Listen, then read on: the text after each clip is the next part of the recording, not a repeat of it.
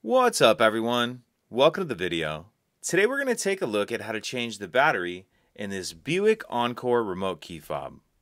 This Buick Encore key fob is going to use replacement battery CR2032, and I'll put a link in the description box of this video to where you can find these replacement batteries if you're in need.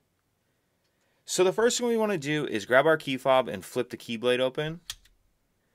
Then what I'm going to do is hold the fob with the buttons facing down, and we're going to remove this back cover right here. So what I like to do is just kind of in the slot where the key flips down, get a couple fingers in there like that, and then kind of put my thumb down here and just peel it back.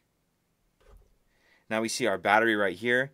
And you may be able to get this out just kind of getting your fingernail on the side. But what I like to do is just grab a flathead screwdriver to get beside the battery and pop it out of that little holder. Then I'll grab my new battery, and you want to make sure that you're installing your new battery with the plus side up. And taking a look at the battery holder, you can see there's kind of a flatter side right here.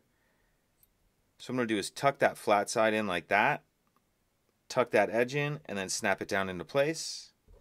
Then I'll snap the back cover on, put my key blade back down, and that's it. If you could take a second to like and subscribe, it helps us out, and I'd appreciate it. Thank you.